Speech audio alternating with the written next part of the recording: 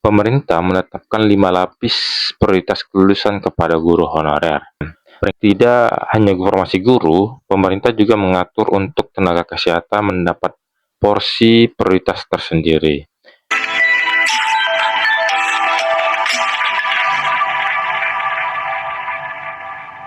Halo para sobat semuanya, apa kabarnya?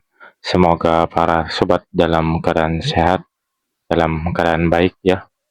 Dan kita menanti informasi baik mengenai penerimaan ASN baik itu CPNS maupun pengangkatan P3K.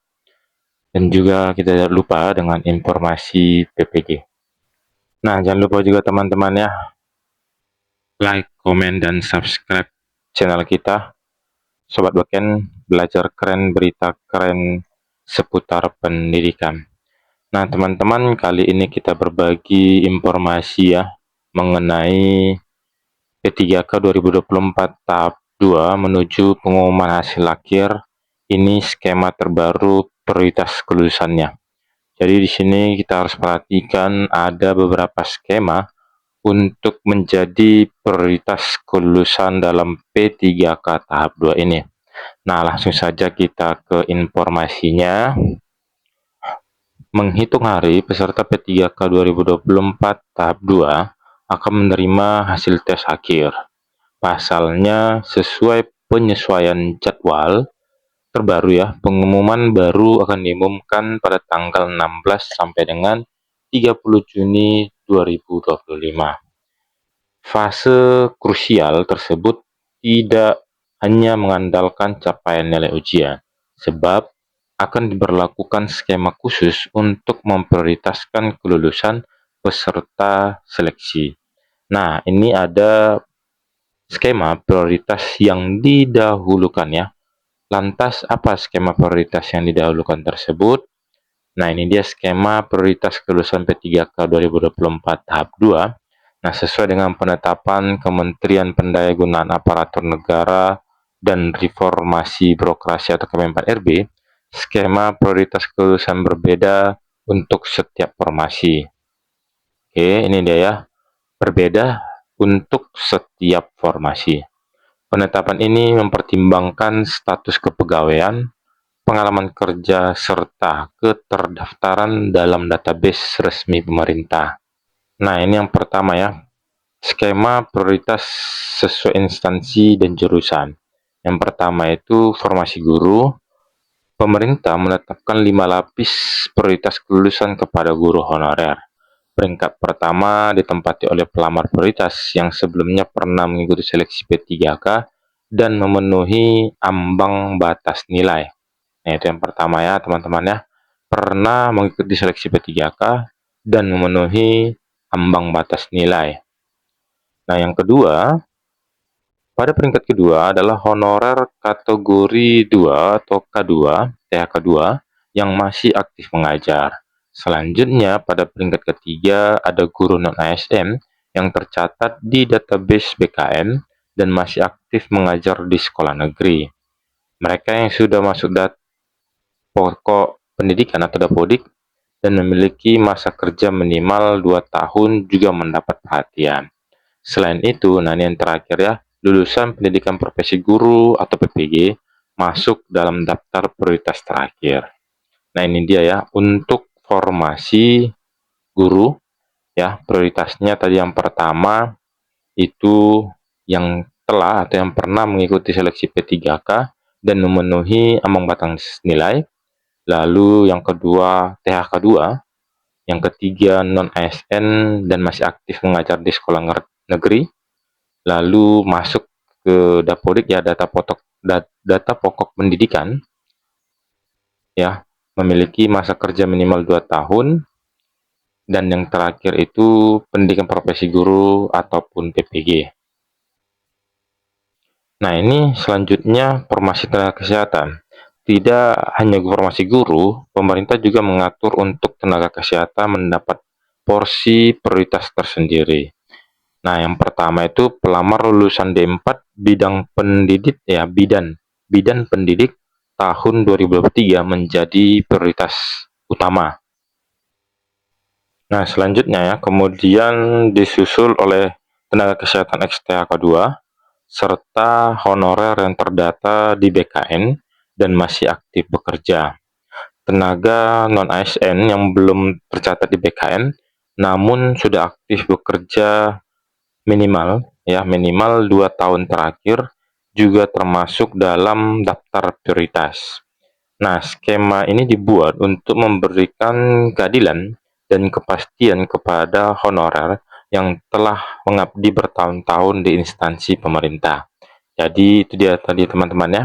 Ada dari formasi guru dan ada juga formasi kesehatan. Nah, selanjutnya Kemenpan RB menyatakan bahwa afirmasi ini penting agar proses rekrutmen ASN tidak hanya berfokus pada capaian akademik, tapi juga mempertimbangkan loyalitas dan dedikasi para tenaga honorer yang sudah terbukti selama ini. Meski begitu, Kemenpan RB tetap menegaskan bahwa semua proses seleksi tetap harus memenuhi prinsip transparansi, objektivitas, dan akuntabilitas. Artinya, meski ada skema prioritas, setiap peserta tetap harus memenuhi syarat administratif dan nilai minimum yang telah ditentukan. Nah, itu dia teman-teman ya. Walaupun menjadi skema prioritas ya, tetap ada syarat yang harus kita penuhi ya, syarat administratif dan nilai minimum yang telah ditentukan.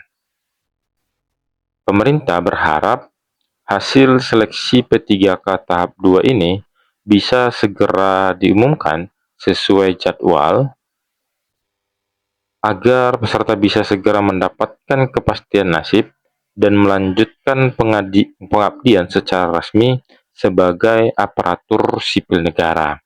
Nah, itu dia teman-teman ya, kita doakan supaya sesuai dengan jadwal ya, tidak diundur ya, agar kita mendapatkan kepastian apakah kita lulus seleksi P3K tahap 2 ini ya. Tapi saya doakan semua teman-teman lulus ya. Bapak Ibu semuanya lulus menjadi ASN P3K di tahap 2 ini. Nah, selanjutnya kriteria kelulusan P3K 2024 tahap 2. Nah, ini merupakan kriteria pelamar yang termaksud dalam skema optimalisasi P3K tahap 2. Yang pertama itu pelamar prioritas termasuk tenaga honorer kategori 2 THK 2 atau peserta lain yang ditetapkan sebagai prioritas oleh instansi terkait. Ex tenaga honorer kategori 2 atau THK 2 yang memenuhi syarat tapi belum mendapatkan formasi.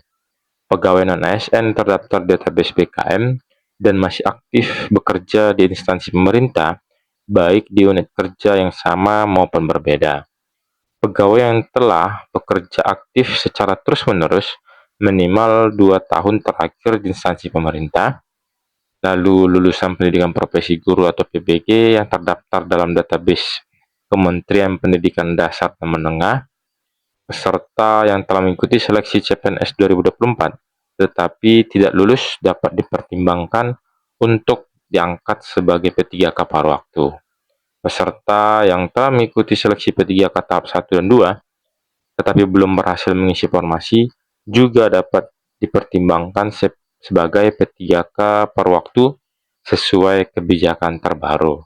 Nah, itu merupakan kriteria dalam kelulusan P3K 2024 tahap 2. Nah, tidak lupa juga teman-teman ya, kode kelulusan P3K 2024 tahap 2. Nah, di sini juga harus teman-teman atau Bapak Ibu pahami ya, kode kelulusan P3K 2024 tahap 2. Nah, di sini kita harus menyimak ya, tahu arti daripada kode L, R2, R3, TH, TMS, APS, dan DIS ya, DIS pada pengumuman hasil akhir seleksi P3K 2024 tahap 2. Nah, yang pertama itu kode L, peserta lulus menurut keputusan Menpan RB nomor 347 tahun 2024. R2 peserta XTA kedua ya. Lalu ada kode R3 peserta non ASN terdata, R4 peserta non ASN tidak terdata ya, yaitu ya menurut keputusan Menpan RB ya, nomor 347 tahun 2024.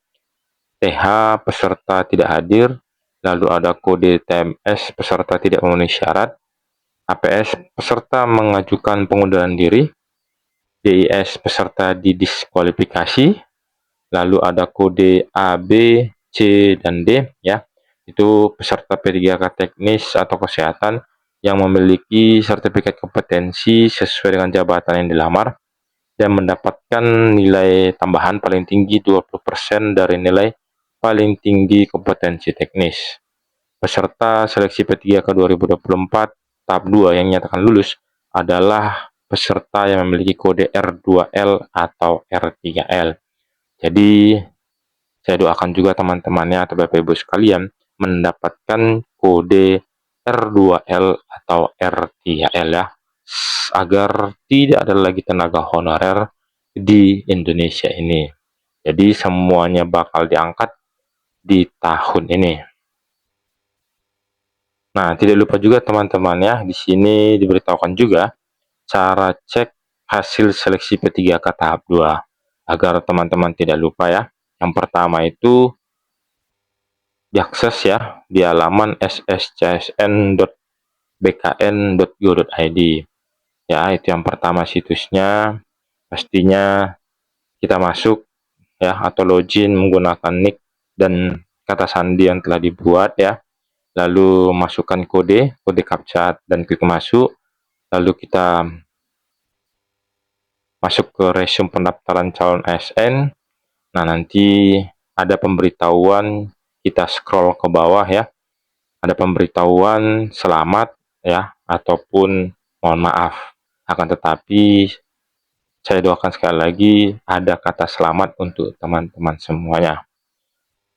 Nah, yang kedua bisa dicek dari instansi terkait ya yang kita lamar ya. Itu yang kedua. Lalu nah, ini dia jadwal terbaru ya. Selanjutnya jadwal terbaru seleksi P3K 2025 tahap 2.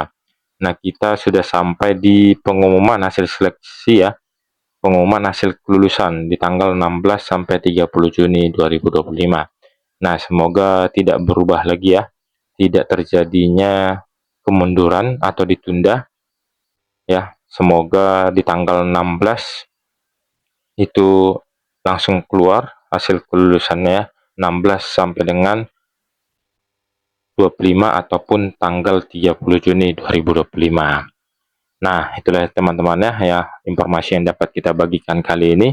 Semoga bermanfaat ya, dan tetap dukung channel ini agar semakin semangat untuk berbagi informasi lainnya. Terima kasih, see you next video.